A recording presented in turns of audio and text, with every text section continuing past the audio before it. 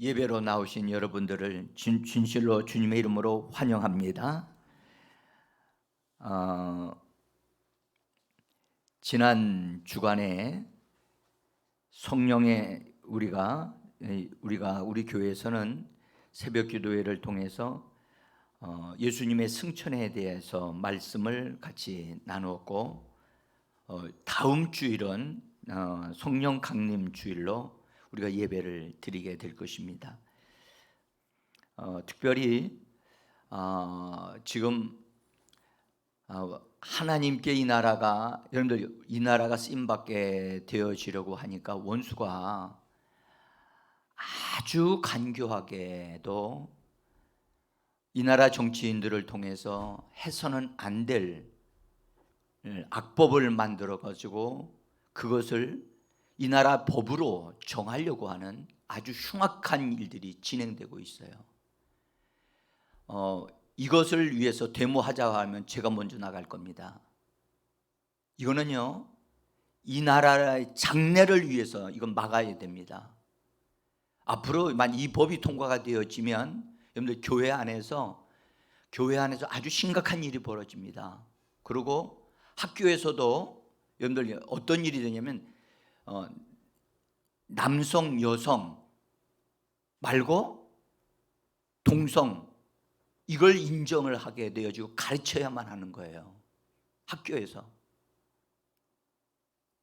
없는 성이 하나 더 나오는 거예요. 그리고 결혼을, 가정 자체가 깨어지게 만드는 법을 만드는데, 성경에서 떠나는 일을 하는데, 우리가 말씀을 우리가 믿음으로 사수하는 신앙인으로서 결코 이걸 용납할 수 없습니다. 여러분들, 제가 우리 교회 단체 카톡방에 모 정치인들이 모여서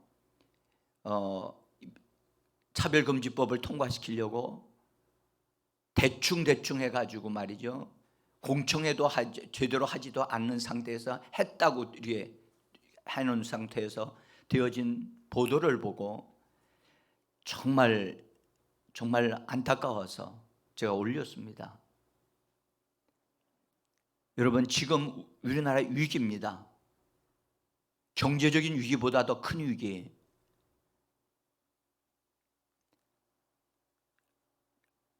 아마 저뿐만이 아니라 우리나라 교회에 있는 목회자들이라면 이것에 대해서 만약 문제가 된다면 아마 다 국회로 다 찾아갈 겁니다.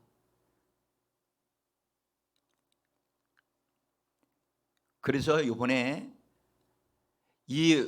우리 지난 우리나라의 그 정치 지도자들이 잘못한 것 때문에 나라가 확 뒤집어 바뀌어 가지고 정당의 한 정당을 지지를 왕창 해주니까 그들이 국민을 무서운지를 모르고 막 그냥 다수의 힘을 믿어가지고 막 밀어붙이는, 이게 민주주의가 아닙니다. 민주주의는 다수결의 원칙에 따라 결정되어지는 것이 있는데 그것이 옳은 것이 아닙니다. 여러분들, 우리가 힘써서 기도해야 되고, 이것이 하나님이 개입하셔서 지금 여러분들 차별금지법을 통과시키려고 여러분들 동성연애자들이 금식 기도하고 있다는 것을 여러분들 아십니까? 그것도 국회 앞에서 매일마다 데모하면서, 그들은 죽기를 각오하고 그걸 통과시키려고 한다는 거예요 지금. 근데 그리스도인들은 죽기를 각오하고 그걸 막아야 되는데 그냥 바라만 보고 있는 중에 있다는 사실이 너무 안타까운 거죠.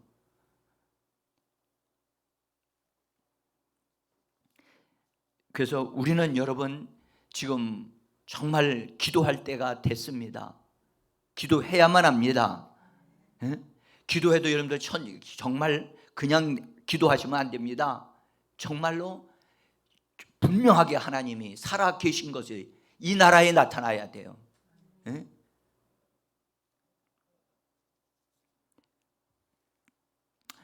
안타까운 마음을 가지고 제가 기도하고 있습니다. 성령님이 이 땅에 오시기 전에 예수님이 승천하셨습니다. 승천하시기 전에 반드시 먼저 부활이 있었죠. 승천에 대한 말씀을 새벽으로 지금 나누면서 저에게 많은 은혜가 됐고, 우리 교인들에게 이 진리를 다시 한번 말씀을 드려야 되겠다고 생각이 강하게 들어서 오늘 승천에 대한 말씀을 드리려고 합니다. 승천이 성도들에게 주는 큰 선물들이 있습니다. 그 은혜가 우리에게 주어지기를 원하고, 오늘 방송을 함께 듣는 모든 분들에게 놀라운 하나님의 은혜가 성령으로 부어지기를 간절히 원합니다. 예수님의 승천은 부활하신 주님이 그를 따르는 자들을 향하여 두 손 들어 축복하심으로부터 시작이 되어집니다. 승천의 시작은 축복으로부터 시작이 되어진 것입니다. 여러분들, 우리가 이 부분을 잘 정리하고 바르게 세울 필요가 있습니다.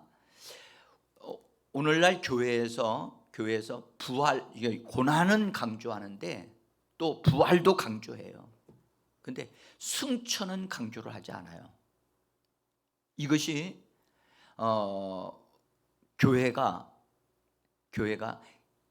바르게 하지 못한 부분 중에 하나입니다. 왜 그러냐 하면 그럼 우리가 부활하신 주님이 다시 오신다 그렇게 생각하고 있잖아요. 그렇죠? 근데 그렇지 않습니다. 승천하신 주님이 다시 오시는 분이십니다. 예? 근데 우리가 이런 부분들이 성도들이 정확하게 믿음으로 이렇게 세워져야지 요동되지 않는데, 이런 잘못된 것이 우리 안에 세워지면 안 되겠지요.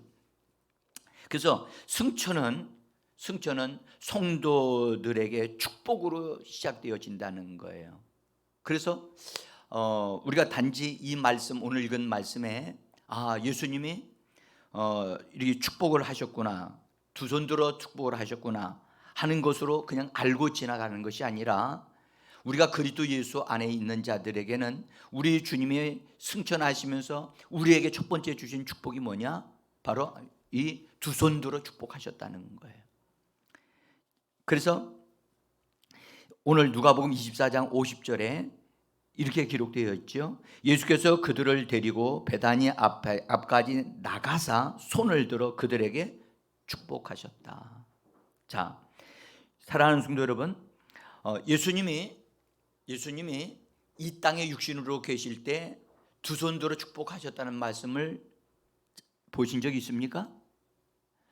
예수님이 부활하신 다음에 두 손 들어 축복하셨다는 말씀 보신 적이 있습니까? 없습니다. 승천하시기 직전에, 승천하시면서 그분은 두 손 들어 축복하셨다는 이 기가 막힌 말씀이 우리에게 있다는 것이 우리로 하여금 눈을 새롭게 뜨게 한다고 저는 믿습니다. 여러분, 우리는 이 부분에서 예수님이 두 손 들어 축복하시는 이유가 있어요. 여러분들, 예수님은 제자들에게 음식을 놓고 기도하셔 축사를 하신 다음에 제자들에게 떡을 나눠주신 사건이 있었지요. 예수님이 부활하신 다음에 엠마오로 내려가는 제자들을 만나서 음식을 위해서 기도하실 때에도 그냥 기도하실 때 예수님이신 줄 알고 그들이 깨닫고 다시 예루살렘으로 올라가는 것을 볼 수가 있습니다. 그런데 예수님께서 승천하실 때는 아예 의도적으로 오늘 두 손을 들고 제자들을 향하여 손을 내미시고 손을 뻗치시고 그 다음에 축복을 하셨다 하는 말씀을 하고 있어요. 여러분, 이 축복을 받은 자들이 바로 우리들이 되어짐을 믿으시기를 원합니다. 이 믿음이 우리 안에 세워질 때, 여러분들, 이 광경 속에 우리가 거기 동참한 자들로서 주님이 나를 향하여 두 손 들어 축복하셨다.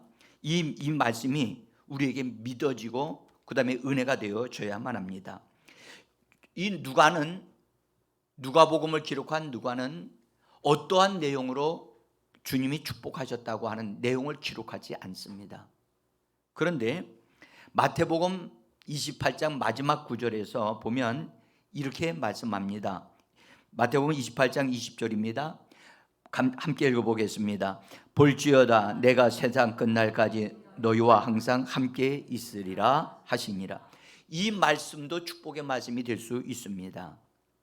또는 사도행전 1장 8절에서 보면 오직 성령이 너희에게 임하시면 너희가 권능을 받고 예루살렘과 온 유대와 사마리아와 땅 끝까지 이르러 내 증인이 되리라 말씀하여 주셨습니다. 이 말씀도 역시 축복의 말씀이 될 수 있습니다. 이 말씀을 사도행전에서는 이 말씀을 하신 후에 예수님이 올라가셨다는 말씀으로 연결되기 때문입니다. 자, 여러분들 주님이 어떤 말씀으로 축복하셨는지는 정확하게는 우리가 알 수는 없습니다. 그러나 그냥 축복했다는 말이 아니라 그냥 손만 들었다는 얘기가 아니라 입을 열어 무엇인가를 말씀하셨다는 거예요. 무엇인가를 발설하셨다는 거예요. 축복은요, 여러분들 손을 들매 있지 아니하고 입에서 나오는 아주 칭찬의 말, 축복, 능력의 말, 어떤 것들이 담겨 있는 그런 메시지를 가리켜 축복이라고 하는 것입니다. 주님이 우리를 향하여 축복하기를 원하심을 믿으시기를 바랍니다. 사랑하는 성도 여러분, 우리 자신이 저도 이 말씀을 놓고 기도하면서 정말 주님의 축복하심이 나에게 있고 내가 주님의 축복을 받은 목회를 하기를 원합니다 하는 마음을 가지고 이 말씀을 붙잡고 기도한 적도 있었습니다. 사랑하는 성도 여러분, 승천하신 주님을 믿는 믿음의 사람들이라면 승천하는 신앙을 가져야만 합니다. 승천하신 예수님을 우리가 정확하게 알지 못하고 믿지를 못한다면 우리는 승천하는 신앙을 온전하게 소유할 수 없는 것입니다. 그래서 우리는 이 부분을 좀 더 깊이 알아야만 되겠습니다. 그래서 승천하신 주님의 내게 축복 주심을 그 축복하신 그 축복의 말씀대로 나에게 이루어질 것입니다 라고 그렇게 고백하는 우리가 좀 됐으면 좋겠습니다. 예수님의 승천은 축복하시는 중에 공개적으로 그분이 들려 올려지심으로 되어진 사건이에요. 여러분, 우리는 승천에 대해서 말씀을 드릴 때 올려지고 그분이 높여져서 보좌에 앉는 것까지를 우리는 승천이라고 말을 해요. 그러니까 어떤 이들은 그냥 높여진 것만 생각하는데 아니요, 높여진 게 아니라 그분은 높여지시기 전에 그분은 올려지셨어요. 응? 올려지셨다. 우리 말해봐, 올려지셨다. 예, 이 올려지셨다라고 하는 말은 우리 그리스도인들이 정확하게 꼭 기억하고 있어야 할 말씀입니다. 여러분들, 십자가 사건은 공개적인 사건입니다. 그러나 예수님의 부활 사건은 부활의 현장을 어느 누구도 본 사람이 없지만 부활한 다음에는 예수님이 사람들에게 나타나셨지요. 그래서 부활의 현장은 공개되지 않았습니다. 그런데 승천하시는 그 현장은 공개적으로 해서 제자들이 다 그것을 보았습니다. 그래서 사도행전에서는 9절과 11절에서 보면 올려지셨으니 하늘로 올려지신 이 예수라고 분명하게 말씀하셨어요. 그래서 하늘로 올려지신 예수, 아멘. 여러분들, 하늘로 올려지신 이 예수라는 말을 우리가 말을 하기도 좀 불편한 것 좀 이렇게 그랬습니다만은 올려지셨다라는 말씀을 왜 이렇게 해야 그냥 하늘로 올라가셨다 그렇게 말할 수도 올라가셨다라고 말한다면 예수님이 올라가신 것이 되는 거예요. 그죠? 스스로 올라가신 것이 되는 거예요. 근데 올려지신 예수라고 할 때는 뭐죠? 예수님의 스스로 올라간 게 아니라 하늘로부터 능력이 와서 그분을 끌어 올리셨다는 거예요. 끌어 올리셨다는 거예요. 그래서 영어 성경으로는 테이큰업이라고 되어 있다고요. 취하여 그분이 하나님의 능력이 그를 사로잡아 끌어올리셨다는 거예요. 이것은 하나님 아버지로 말미암아 되어졌다는 것을 우리에게 강조하려고 이렇게 말씀하신 겁니다. 예수님이 이 땅에 보내심을 받을 때에는 아버지 하나님으로부터 보내심을 받은 자입니다. 그래서 예수님도 사도이시라. 보내심을 받은 자가 다른 말로 사도란 말이거든요. 그래서 예수님이 보내심을 받으셨어요. 그래서 예수님이 보내심을 받았으면 그냥 보내신 게 아니라 어떤 일을 맡아서, 어떤 사명을 맡아서 오셨단 말이죠. 그 사명이 무엇이었느냐? 구속을 이루라고 하나님으로부터 그것을 사명을 받고 이 땅에 보내심을 받았어요. 그래서 그분은 구주로서 오셨어요. 할렐루야. 그래서 그분은 구주로서 사람들을 죄로부터, 질병과 저주로부터, 그 다음에 사망과 원수 마귀로부터 그 사람들을 해방시키시고 끌어내신 것으로만 끝나지 아니하시고, 예수님은 그 다음에 부활하셔서 자기를 믿는 자들에게 부활의 생명을 주시는 분이 되신 겁니다. 그래서 예수님께서 40일 동안 제자들과 함께 계시면서 부활하신 주님과 함께 사는 생활을 훈련시키신 다음에 이 땅에서 하실 육신의 몸을 가지고 하셔야 할 모든 일을 완성하시고 마무리를 딱 지을 때 이제는 예수님이 하실 일이 더 이상 없으신 거예요. 몸을 가지신 그분이 하실 일이 없으신 거예요. 그래서 어떤 일이 벌어졌어요? 하나님이 그를 올리신 거예요. 그래서 여기에는 수동형으로 기록이 되어져 있어요. 올려지셨다. 우리 말해봐. 올려지셨다. 이런 말 우리 정말 잘 쓰이지 않는 말이지만 한번 이런 말을 할 필요가 있습니다. 자, 여러분들, 예수님의 택하심을 받은 우리들입니다. 우리들은 예수님의 택하심을, 그래서 예수님이 우리를 먼저 택하셨어요. 할렐루야. 그래서 우리는 예수님에 의해서 택함을 받았어요. 근데 그 택함이 무엇이었느냐? 예수님의 신부가 될 수 있는 택함이었어요. 그렇죠? 신부가 될 수 있는, 신부가 됐다는 얘기가 아니에요. 신부가 될 수 있는 그런 사람으로 우리를 택하셨어요. 그래서 우리가 교회 생활을 하는 동안 신부로서 성장하고 신부로서 단장하는 그런 것이 반드시 있어야만 합니다. 여러분들, 우리가 신부가 될 수 있는 기회를 주신 거지요. 그러나 그 기회가 그 사람의 것이 되느냐 안 되느냐는 하나님에게 달려있지 않고 누구에게 달려있어요? 그 사람 개인이 그 부분을 교회의 도움을 받아서 준비를 해야만 합니다. 자, 그래서 준비가 된 사람은 예수님이 이 땅에서 올려질 때 올려지신 것과 같이 신부로서 단장이 잘 된 사람은 어떻게 된다고요? 성경에 말해서 예수님과 같이 데려간다는 거예요. 데려간다. 자, 마태복음 24장 40절에 있는 말씀을 읽어봅니다. 그때에 두 사람이 밭에 있음에 한 사람은 데려가고 한 사람은 버려둠을 당할 것이요. 여기 또 연결되어 있는 성경이 하나 있는데 두 사람이 집에서 맷돌을 갈다가 한 사람은 데려감을 당하고 한 사람은 버림을 당한다라고 되어져 있어요. 사랑하는 성도 여러분들, 여기서 데려간다는 말씀에 우리 좀 마음에 탁 다가왔으면 좋겠어요. 그럼 데려감을 당하지 아니하면 뭐 한다고요?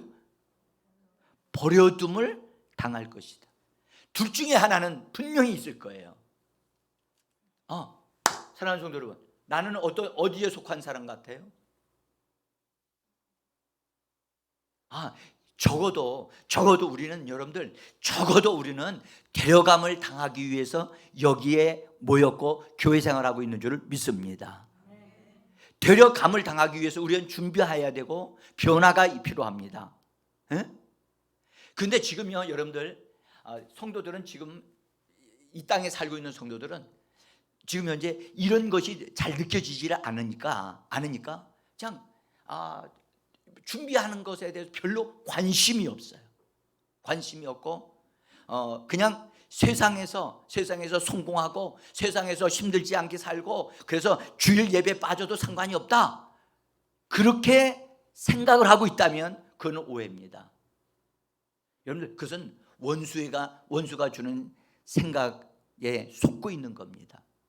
속지 마세요.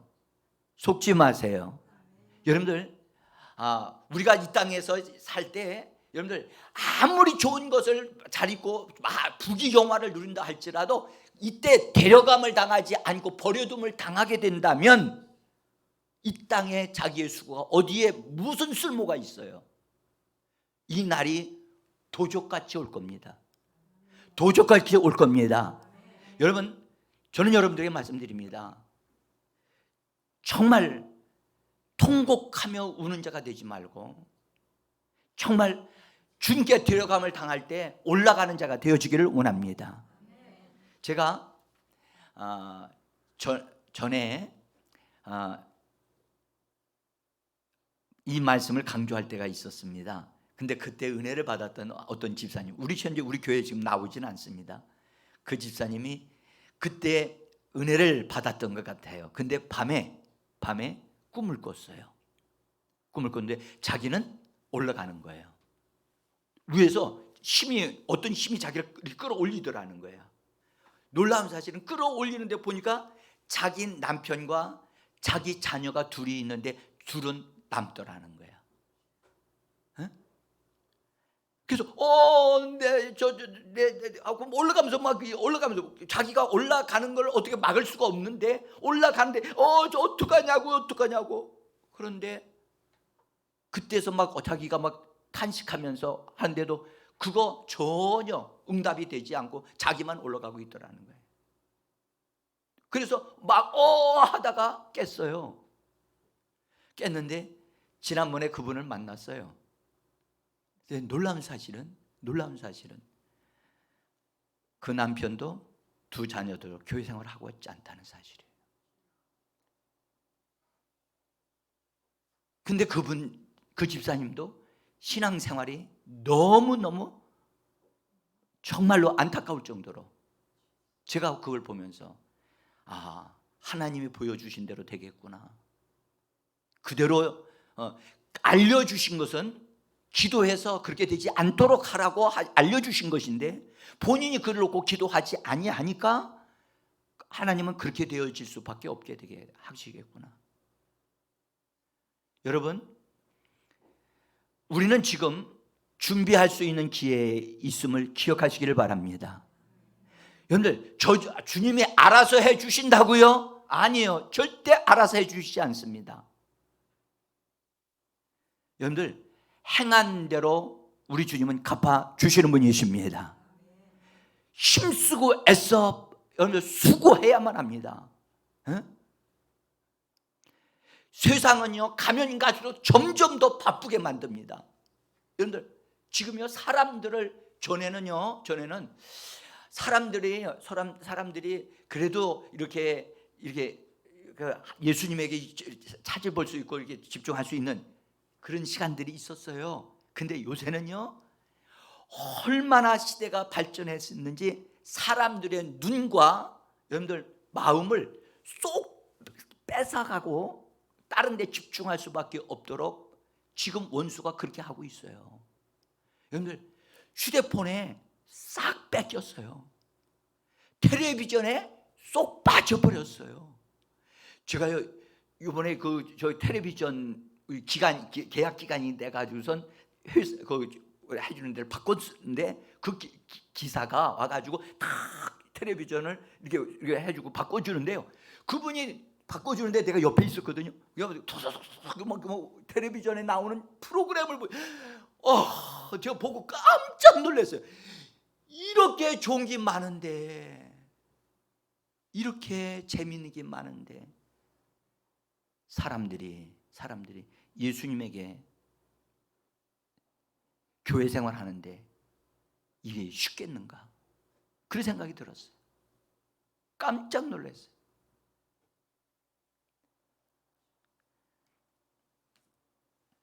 사랑하는 성도 여러분, 우리라도 정신을 차리기를 원합니다. 정말 여러분, 우리가 성경 말씀을 묵상하고 성경 말씀을 붙잡고 기도할 수 있는 이런 시점이 우리에게 있다고 하는 것이 얼마나 감사한지 모르겠어요. 앞으로 시대에는요 더 힘듭니다. 더 힘듭니다. 그래서 나는 여러분들의 자녀를 위하여 주님이 말씀하기를 울라라고 하신 말씀이 옳은 말씀이라고 저는 믿습니다. 정말 자녀들을 위해서 여러분들 복 있는 사람이 되어지려면 정말 자녀들이요 정말 신앙이 확실하고 분명한 사람이 되어져야만 여러분들 부모의 애간장을 타지 않게 만들어요. 에? 자, 첫 번째 제가 주님은 승천을 통해서 우리를 축복하시는 분이시라는 것을 말씀을 드렸고, 두 번째로 여러분들 우리는 반드시 데려감을 당하는 자가 되어져야 할 줄 믿습니다. 이 말씀 예수님도 하나님의 능력으로 위로 올려지셨듯이 우리도 올려질 겁니다. 올려질 것입니다. 우리가 여러분 노력한다고 되는 건 아닙니다. 그러나 기도하면서 준비는 우리가 해야만 되는 겁니다. 응? 그래서 예수님이 공개적으로 올라가시는 사건, 승천하시는 사건을 공개하신 이유가 있어요. 이 사건을 경험했던 제자들이요, 여러분들 이 사건을 제자들이 보면서 깜짝 놀랐어요. 충격을 받았어요. 여러분들 이것을 보고 듣는 우리들에게도 이런 은혜를 하나님이 주시려고, 그래서 예수님이 하늘로 올라가는 것을 제자들이 볼 때 여러분들 이건 부활하신 것보다 더 큰 충격을 제자들이 받은 거예요. 응? 눈앞에서 올라가시는데, 사랑하는 성도 여러분, 예수님이 하늘로 올려져 가셨다고 하는 이것은 실제적인 사건인데, 만약에 여러분들 이 사건이 실제로 되어지는 그 사건이 있으면 그의 삶은 그것을 본 사람은 달라져요, 안 달라져요? 달라지죠. 구약의 에녹이라고 하는 사람은 그가 하나님으로부터 아들을 선물 받아서 하나님으로부터 그 아이들의 이름을 딱 하나님이 주셨는데 무두셀라라고 하는 이름을 부여받았어요. 무두셀라라고 하는 이름은 이 아이가 죽으면 하나님의 심판이 온다는 뜻이에요. 여러분들 엄마 아빠가 아무리 신앙이 좋아도 자기가 낳은 자식에게, 아들에게 네가 죽으면 하나님의 심판이 온다라는 이름을 지어줄 부모 있어요, 없어요? 어느 부모도 그런 이름 지어줄 부모가 없어요. 그런데 하나님이 에녹의 아들을 그렇게 이름을 지어주시니까 이 아들이 언제 죽을 줄 모르잖아요. 눈만 뜨면 이 아들 살아있는가? 그렇죠? 그러다 보니까 하나님이 심판하신다고 하니까 하나님을 찾게 되어지고, 하나님을 찾다 보니까 하나님을 동행하는 자가 되어져서 나중에 하나님과 동행한 에녹은 하나님의 것으로 물들어져서 죽음을 보지 않고 하늘로 올라간 줄을 믿습니다. 여러분들 그 하나의 이름의 사건이 그의 삶을, 인생을 바꿔놓았다면, 제자들이 눈앞에서 예수님이 하늘로 올라가시는 것을 보았다면 분명히 그걸 본 제자들은 그들의 인생의 모든 것이 완전히 달라졌다고 저는 믿습니다. 그래서 그들은 어떻게 했는가? 달라진 모습을 메시지역으로 52절을 보겠습니다. 메시지역으로 같이 한번 읽어봅시다. 그들은 무릎을 꿇고 그분께 경배하고 터질 듯한 기쁨을 안고 하나님을 찬양하면서 모든 시간을 성전에서 보냈다. 다시 한번 보세요. 이거 번역이요, 참 잘 된 것 같아요. 보세요. 그들은 승천하신 예수님을 딱 보자 올라가신 다음에 그들은 놀랍게도 무릎을 꿇었다는 거예요. 무릎을 벗굴면서 그들은 하나님께 그분에게 경배를 하고, 경배를 한 것으로 끝나지 않고 가슴이 터질 것 같은 기쁨이 넘쳐나면서 하나님, 정말 이건 실제로구나 하면서 찬양이 막 터져 나오면서 그들은 집으로 가지 아니하고 성전에서 머물면서 하나님 앞에서 그렇게 지냈다라고 성경은 이렇게 정말 멋지게 번역을 해놨어요. 여러분, 한 사건은 올라가는 이 사건은 제자들의 모든 관점을 바꿔놓아 버렸어요. 제가 군에서 그때는 아무것도 제가 모르고 있고 그냥 성경만 읽고 있는데 벙커 안에서 기도하려고 기도를 하는데 기도를 한참 하는데 내 앞에 주님이 나타나신 거예요. 여러분들, 주님이 나타나셨는데 그분은 아무것도 안 하셨는데 내 몸은 완전히 굳어져 버렸고 내 생각은 내 속에서 혀가 움직이지를 않아요. 그리고 이 주님을 만났는데 엄청난 사건이 저에게 벌어진 거예요. 왜냐하면 나는 부활이라고 하는 것, 승천하신 주님에 대한 것 전에 들어서는 알아요. 근데 실제로 내게 나타나시는 예수님이라는 사실을 저는 몰랐던 거지요. 그 사건은 나의 생각을, 나의 인생을 완전히 뒤바꿔 놔버렸어요. 내가 살고 있는 이 세상의 삶만이 아니라 분명히 부활의 삶이 있구나. 부활의 삶이, 새로운 삶이 있구나.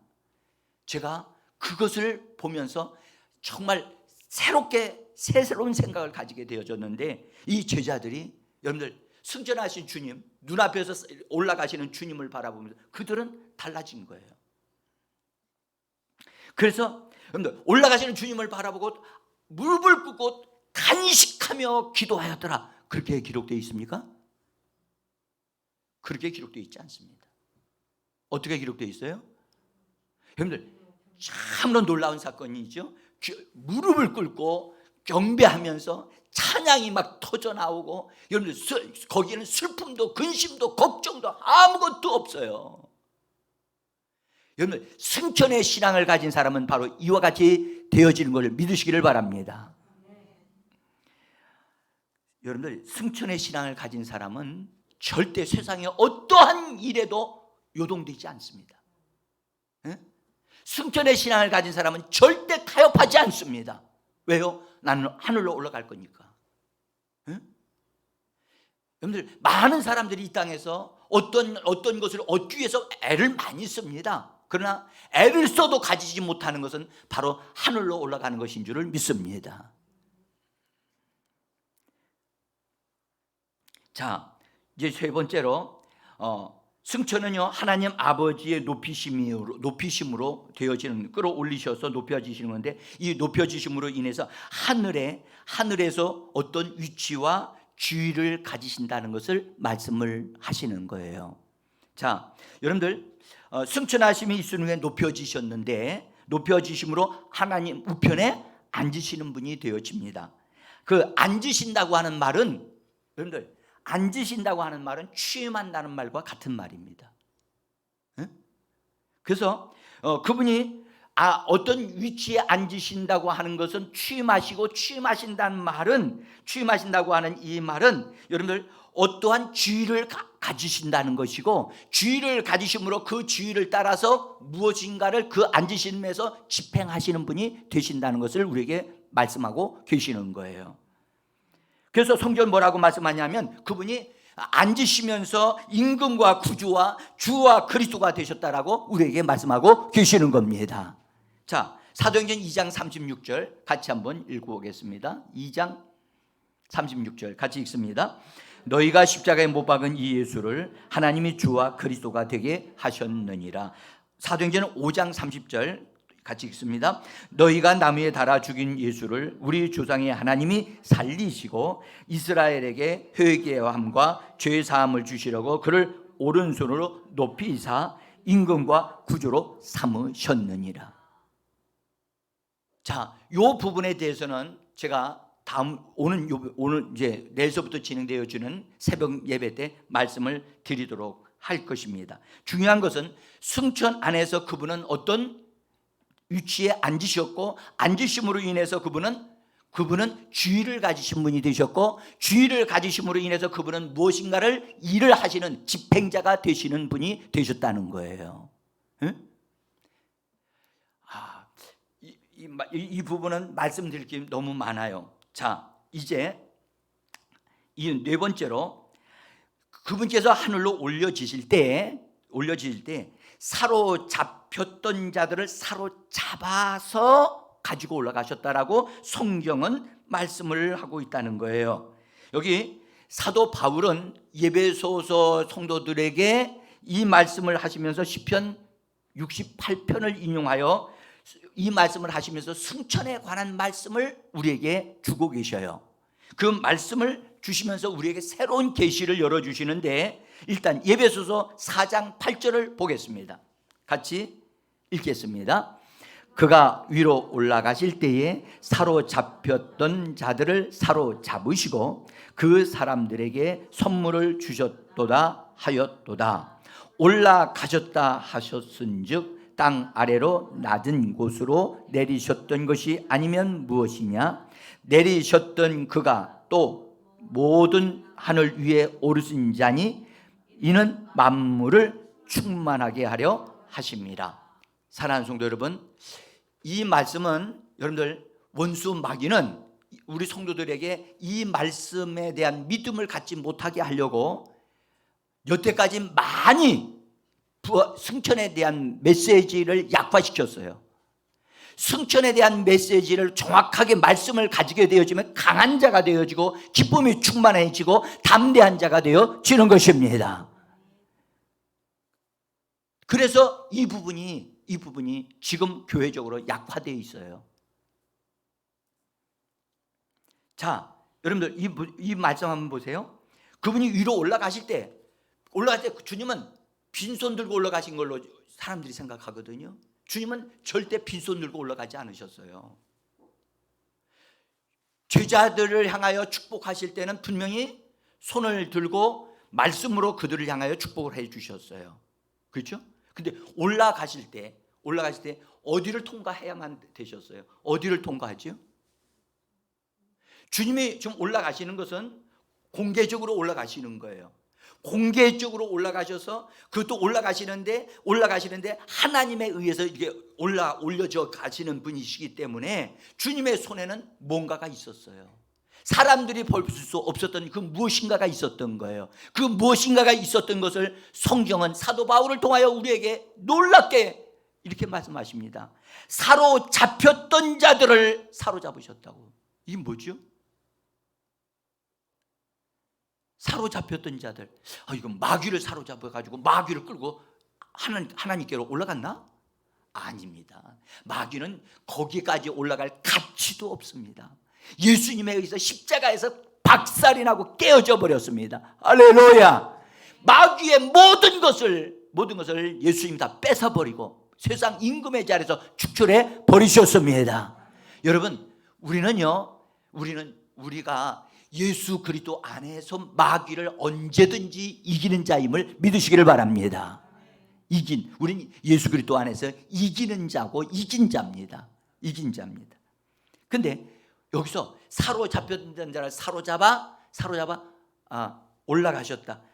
올라가실 때 예수님에게 뭔가 있어요. 그게 뭘까요? 여러분들, 그게 뭘까요? 여러분들, 바로 예수님의 이 땅에서부터 신약 시대에 태어날 바로 예수님을 통해서 구원받을 하나님의 사람들이 될 사람들, 마귀에게 포로되어져 있었던 사람들에 대한 말씀이에요. 예? 그래서 우리가 전에는 마귀에게 종로로 다였더니 예수님의 마귀를 깨뜨려 버리시고 우리를 하나님 그분의 전능하심을 통해서 우리를 미리 내다보시고 우리를 예정하신 그들을 우리를 취하셔서 여러분 하나님께로 데리고 올라가신 것입니다. 여러분들 이 말씀 보시면 내가 정말 내 스스로 내가 예수 믿은 것 같지만 내 스스로 믿은 것이 아니라 우리 주 예수께서 나를 구원받도록 이미 모든 사건을 통해서 다 이루어 놓으신 거예요. 네? 자, 그래서 올라가셨어요. 그래서 그 말씀을 지금 하시는 거예요. 사랑하는 성도 여러분, 정말 그 다음에 그들 사로잡힌 자들을 잡고 올라가신 다음에 뭐 하셨느냐? 이 사로잡힌 자는 어디에 있느냐? 이 땅에 있는 자들이거든요. 그러나 주님 안에 주님이 그들을 원수로부터 뺏어 온 거예요. 할렐루야. 그래서 뺏어 와가지고 이제 주님이 그들에 대한 모든 것을 다 가지고 계신 분이 하나님께로 올라가셔서 하나님 앞에 승리한 여러분들 그 옛날에 전쟁하는 걸 보면 딱 해서 나가 적군을 딱 물리치면 여러분들 적군에게 항복하게 되어지면 그 원수들은 된 자들은 다 사로잡아서 정리하기도 하고 죽이기도 하지만 그들에게 포로되어져 있었던 사람들을 자유케 하고 해방시키고 데리고 나오잖아요. 예? 전쟁에서도 우리 주님도 그리하셨던 것입니다. 그래서 그분이 올라가신 다음에 아버지께 구해서 아버지께 성령을 받아서 첫 번째로 하신 것이 뭐냐? 성령을 부어주시는 일을 하시게 되어지는 겁니다. 그래서 사도 베드로가 사도행전 2장 33절에서 이렇게 말씀합니다. 33절 봅니다. 하나님이 오른손으로 예수를 높이심에 그가 약속하신 성령을 아버지께 받아서 너희가 보고 듣는 이것을 부어주셨느니라. 할렐루야. 자, 부어주셨어요. 또 그것만 부어주셨나요? 아니에요. 예배소 4장 11절에 보면 이렇게 말씀하셨어요. 올라가심으로 인해서 그분이 우리에게 뭔가를 은사자들을 부어주셔서 성령을 부어주시고 하나님의 은사자들을 교회에 보내주시고 세워주셨다고 그렇게 말씀합니다. 예배소 4장 11절 같이 읽어봅니다. 올라가심으로 그가 어떤 사람은 사도로 어떤 사람은 선지자로 어떤 사람은 복음을 전하는 자로 어떤 사람은 목자와 교사로 삼으셨으니 이는 성도를 온전하게 하며 봉사의 일을 하게 하며 그리스도의 몸을 세우려 하심이라. 그분이 올라가심으로 인해서 이런 사람들이 하나님의 교회에 세워져서 하나님의 교회로 인하여 여러분들 만물을 충만케 하시는 역사가 있게 하시는 하나님인 줄 믿습니다. 자, 이제 사랑하는 성도 여러분, 제가 이 승천에 대한 부분을 다는 전할 수 없지만 이제 요약해서 이렇게 말씀을 드리면서 여러분들 주님이 하늘로 올려져서 어떤 위치를 가지게 되어지면 하늘에서 행정, 땅과 이 땅에서도 이루어지는 역사가 일어나야 되기 때문에 하늘 행정을 예수님이 주관하시는 분이 되셔요. 그래서 하늘에서 모든 것을 계획한 그것이 이 땅에서 이루어지는 역사가 있게 하시는 겁니다. 그래서 하늘 행정가로서 주님이 보좌에 앉으시고 그 다음에 그분이 성령으로 이 땅에서 사람들에게 하나님의 말씀대로 하나님이 계획하신 그대로 이루어지게 역사하고 계시는 것입니다. 자, 그래서 여러분들 그리스도의 승천은 성도들로 하여금 하늘의 축복을 받게 하고 그 다음에 하늘의 위치를 가지게 하고 또 하나는 하늘의 선물을 받을 수 있는 근거가 되어지는 것이 바로 그리스도의 승천인 것입니다. 여러분들 우리는 이 부분에 대해서 눈을 뜨면 성령을 받는 것은 당연히 이 말씀에 의한다면 우리가 성도들이 얻어 누려야 할 축복인 줄 믿습니다. 선물이라고 그랬으니까. 그 교회의 은사자들로 하나님께서 사도들로 선지자들로 예언자들로 복음 전하는 자들로 이런 자들을 세워주신다고 말씀하셨으니 교회는 이런 사람들이 반드시 세워지고 그들이 일을 해야 될 줄 믿습니다. 이거 놓고 우리가 기도해야 되고요. 예? 우리 중에 그런 사람들이 나와야 되고 세워져 쓰임 받아야만 되는 거예요. 자, 제가 그래서 여러분들 사도들이 아니 제자들이 승천하신 주님을 볼 때 여러분들 그때 당시만 해도 두려움이 있을 수 있는 시대였는데 두려움이 완전히 다 깨져버렸어요. 다 날아가 버리고 그들이 담대하게 하나님을 찬양하면서 경배하면서 죽음도 두려워하지 않는 그런 자들, 그리고 집에도 가지 아니하고 성전에 머물러며 계속하여 기도하며 찬양하는 삶을 살 수밖에 없도록 승천이 그들에게 그런 사람들이 되게 만들었던 것입니다. 여러분, 저는 여기서 한 가지만 더 말씀드릴게요. 여기서 여러분들 제자들이 승천하신 주님을 봐서 이렇게 변화됐다면, 보좌에 앉으신 주님을 보았다면 그는 어떻게 됐을까? 그들은 어떻게 됐을까? 더 놀라우게 반응을 했을 거라고 저는 믿어요. 여러분들 스데반 집사님이 돌에 맞아 죽을 때에 눈을 들어 하늘을 보니까 하나님의 영광이 보이고 거기 예수님이 보좌 우편에 본래 앉아 계셔야 되는데 스데반 집사님이 죽임을 당하니까 예수님이 스데반 집사님을 영접하기 위해서 앉아 있을 수 없고 뻘떡 일어서신 거예요. 그것을 본 거예요, 스데반 집사님이. 저는 여기서 이 말씀을 드립니다. 여러분, 우리가 우리의 현실을 보지 말고 승천하신 예수님을 본다면 우리의 형편에, 모든 형편에서 담대함과 확신과 믿음을 갖게 될 줄을 믿습니다. 그리고 보좌에 앉으신 주님을 볼 수 있다면, 여러분들 모든 것을 다스리시는 주님이 거기 앉아 계시는 것을 볼 수만 있다면 여러분들은 입에서 나오는 말이 달라질 것이라고 저는 확신합니다. 여러분들, 자, 스데반 집사님이 이렇게 고백했어요. 맨 마지막 절 56절인데 이렇게 말씀했어요.